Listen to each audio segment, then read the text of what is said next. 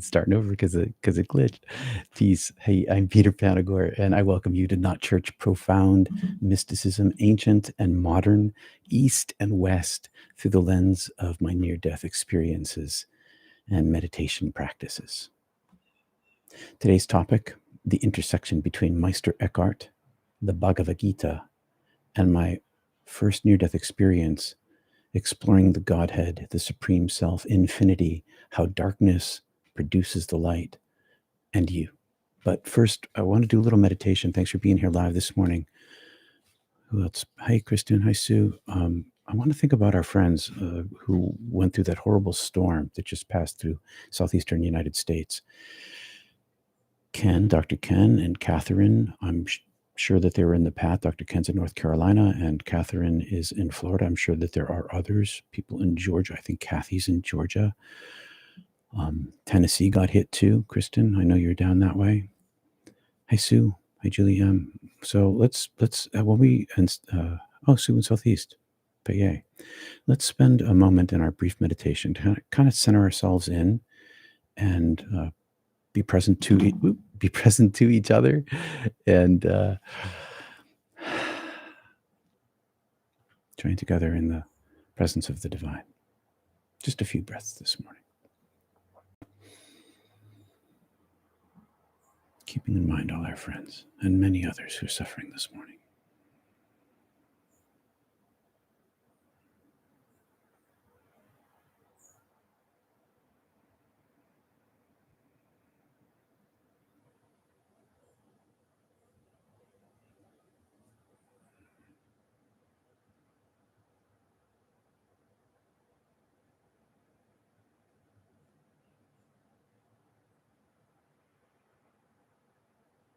Thanks. So throughout history, people have sought to understand the nature of reality. We know this, not just through belief systems and ideas, but through direct experience.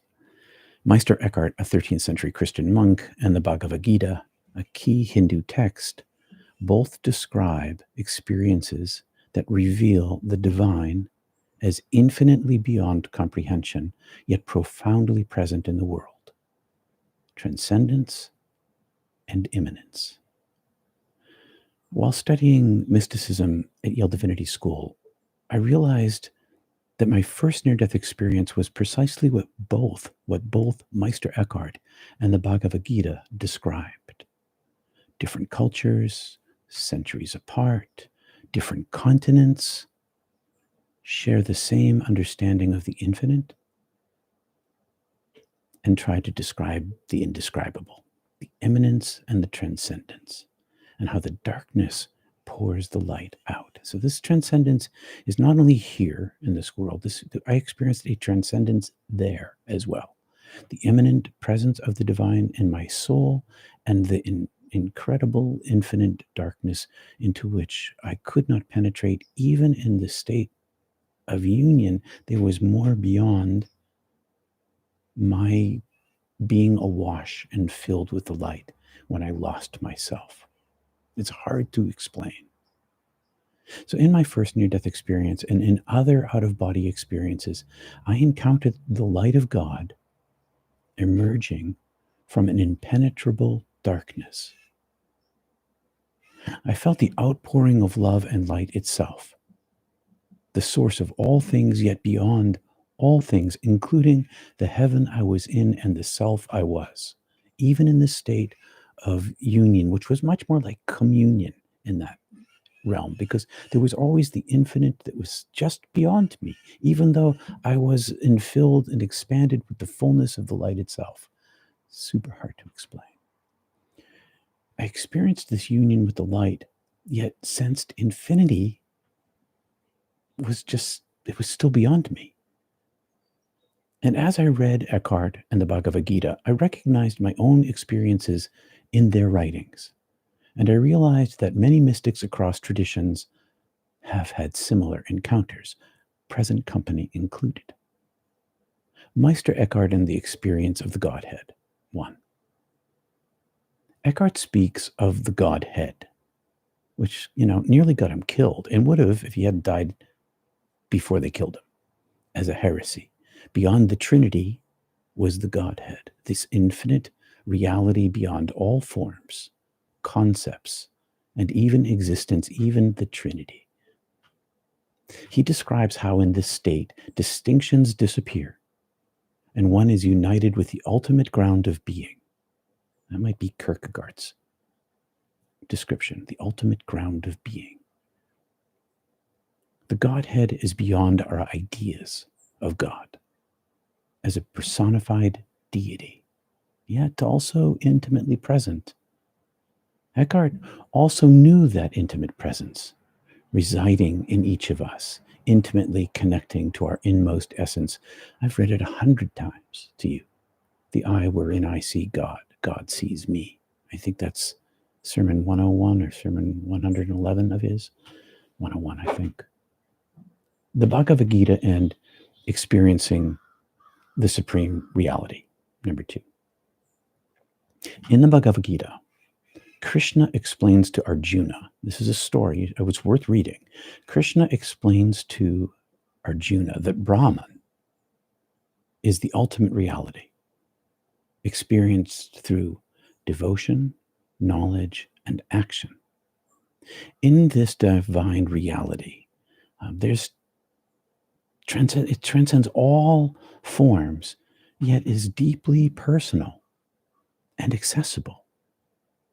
For many, including those who've had near-death experiences, this profound connection feels like encountering the divine in every moment of our lives.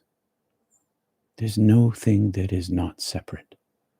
There's an intimacy and a transcendence. Arjuna also saw the transcendent nature of Brahman. The many faces of Brahman, Krishna showed him. The self inside of all things that are, that is, that everything. 3, the paradox of the divine experience. Both Meister Eckhart and the Bhagavad Gita reveal, through experience, a profound paradox. The divine is infinitely beyond human and even soul comprehension, and yet intimately present, and more intimately present when I was dead than when I'm alive. And yet it is both simultaneously.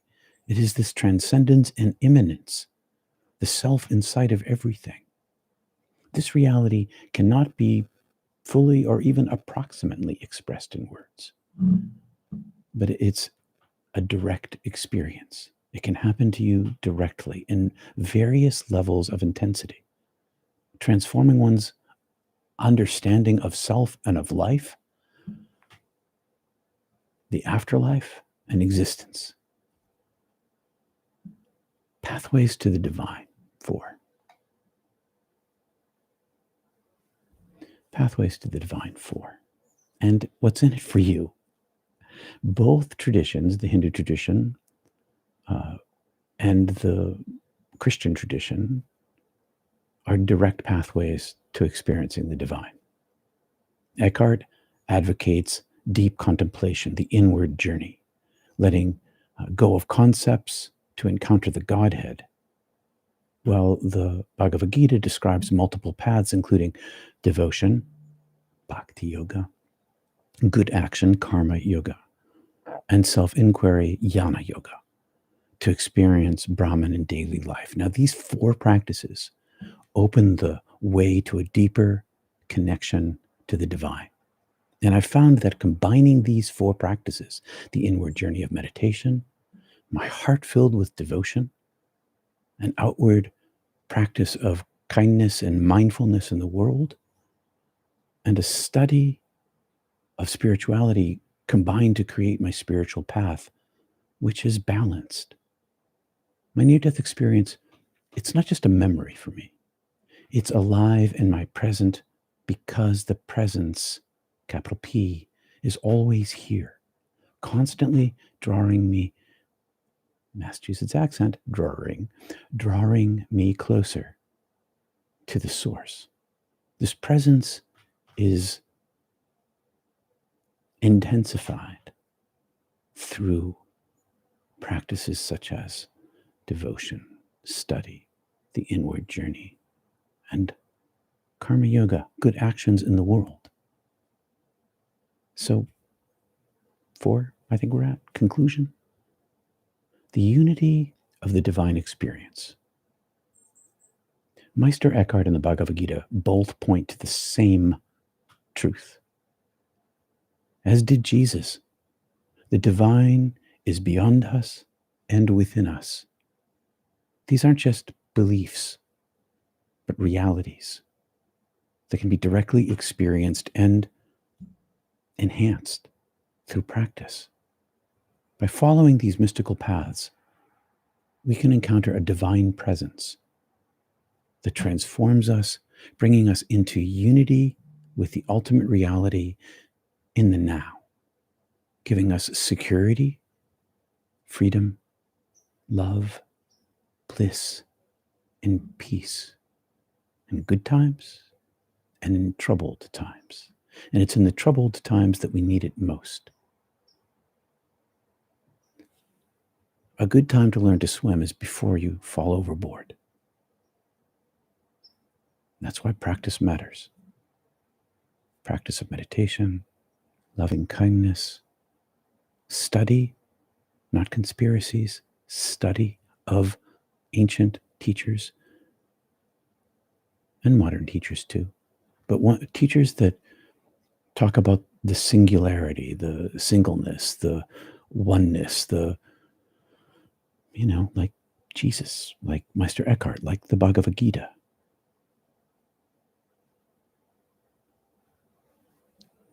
And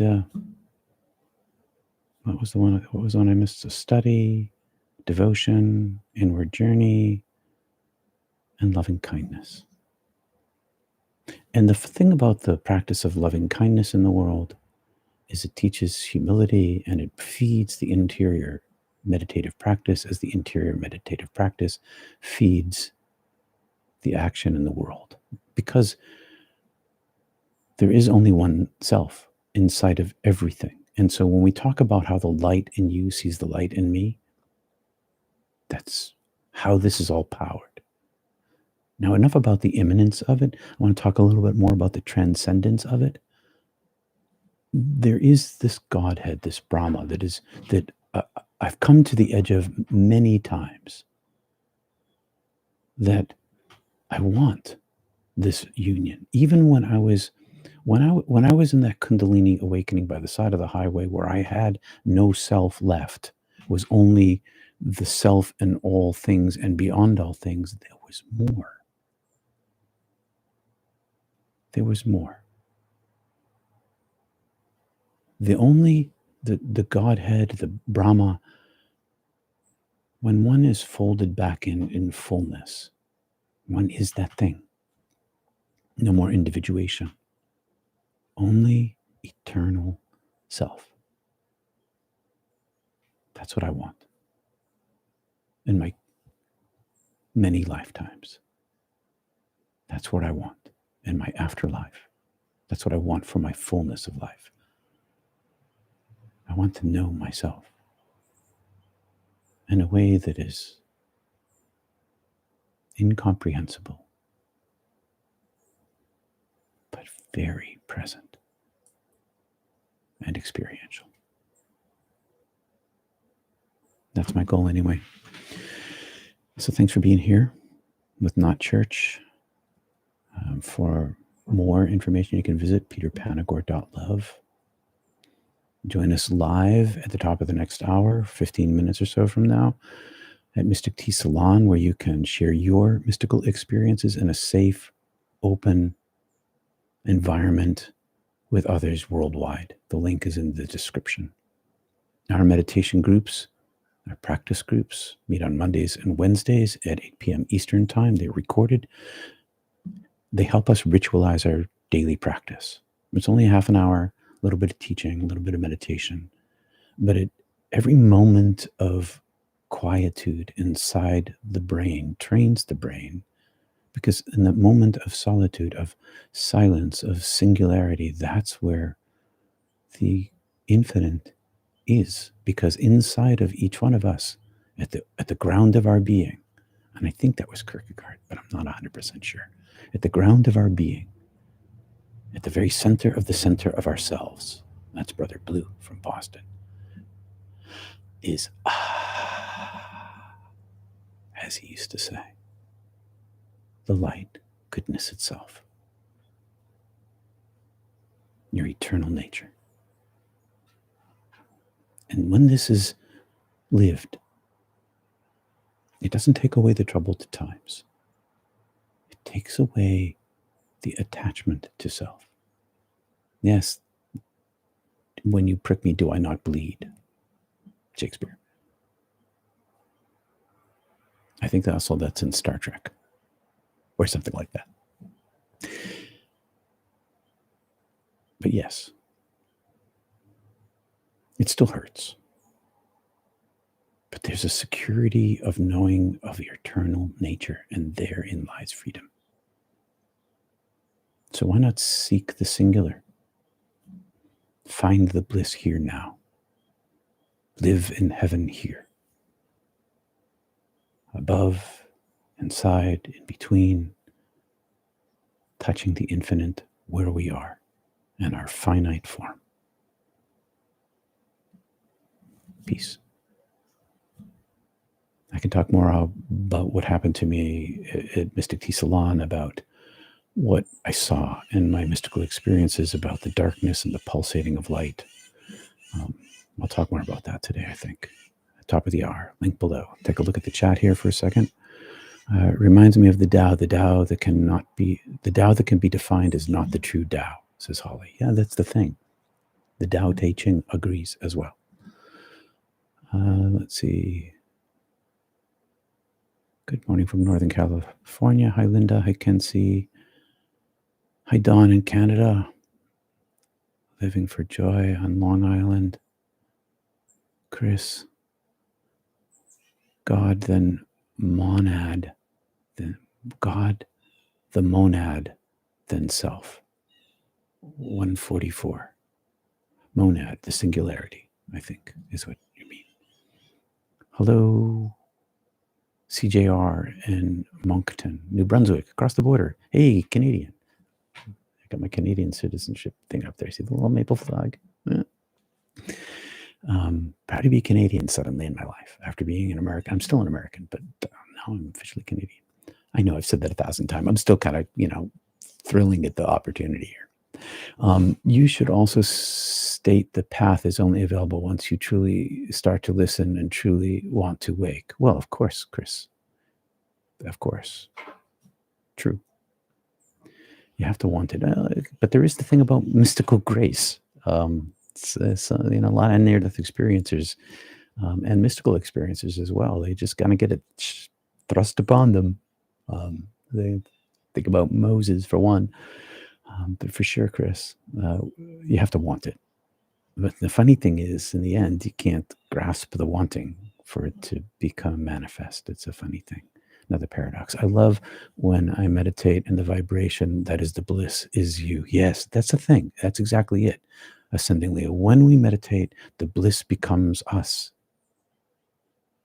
That's the driving force behind it. It's like when you're tasting your favorite ice cream by the best ice cream maker in your neighborhood, and you're like, bliss for my taste buds. It's bliss for the soul. It's your favorite thing you didn't even know you wanted. Didn't even know you needed. Unity within the physical realm. To be connected eliminates fear. Yes, it does, Robert. Thanks for bringing that in. Connected is a sampling of love soup at the back door. Knowing your final destination is the greatest wealth one can have. And that's the thing of it, Robert. Robert's right. That is the thing of it. Knowing your final destination, which is what we're talking about here. This bliss that you feel, this is part of your final destination. Some NDEers, maybe all of us. I don't know. I haven't talked to all of us. I try not to generalize, but NDEers that I know, we all know where we're from and where we're going, and that's a very helpful thing. And practices like are mentioned in that I mentioned this morning, enhance that a person's capacity here in this life, but also in the next. And that's the thing of it.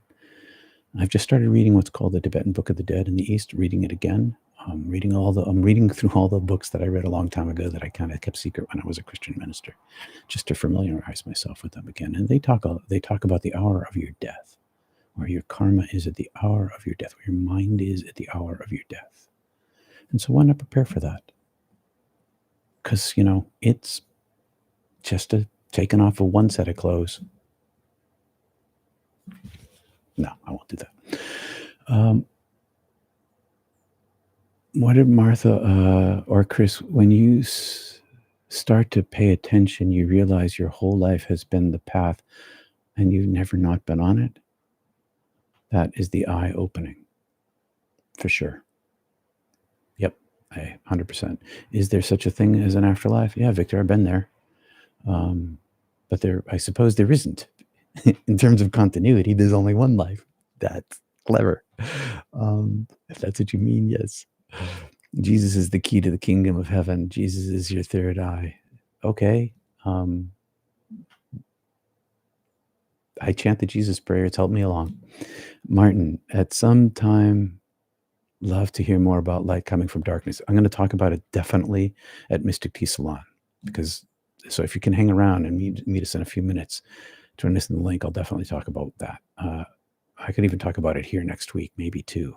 Let's talk about that, both things at Mystic Tea, if you guys think I should talk about it publicly. Hi, Kristen. Dr. Ken and Nancy are okay. Oh, good. Thank you for checking in on them. Yes, says Chris. Good morning from Myrtle Beach. I hope you're okay down there in Myrtle Beach, KJ. Ellipsis, first time here, but came on late. Thank you. Hey, love the name, Ellipsis. That's cool. Thanks for being here this morning live. Holly. Yeah, thanks, Kristen. Good morning to everyone from Lynn. Sandy, Peter, do you have favorite editions of those books that you could recommend? I do, actually. Let's see. Let me pop this open here. I have a couple minutes. I'll take a look here. Here's some interlude music. Going to my library. Let's see. I'm going to turn off the light. All right, so where's this? All right, so first with the Tibetan Book of the Dead, it's by, how do I get that information? Here it is.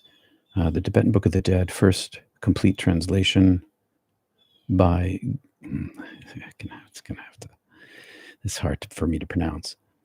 Gyurme Dorje, Gyurmedorje, with a foreword by His Holiness the Dalai Lama, and the cover is orange. And as for the where's my library? There we go. The Bhagavad Gita. Let's get this open. It's downloading it. Cancel that. By the Bhagavad Gita by Aknath Eknath. Let's continue with the download. I'd taken it off my phone because I tried to save space.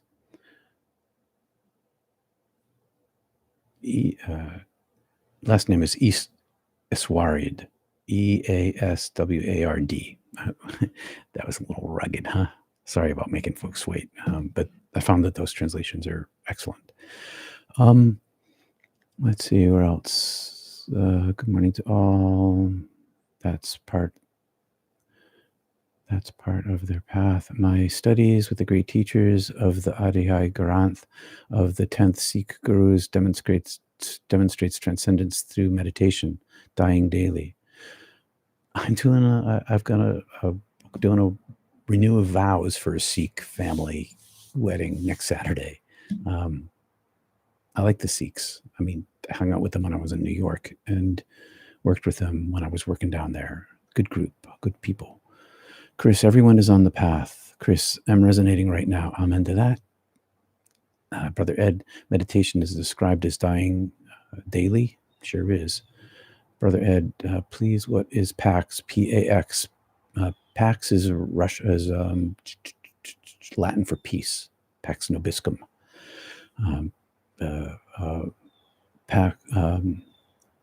Pax was the phrase for Rome. Pax of Rome. The Roma Pax. Pax Roma.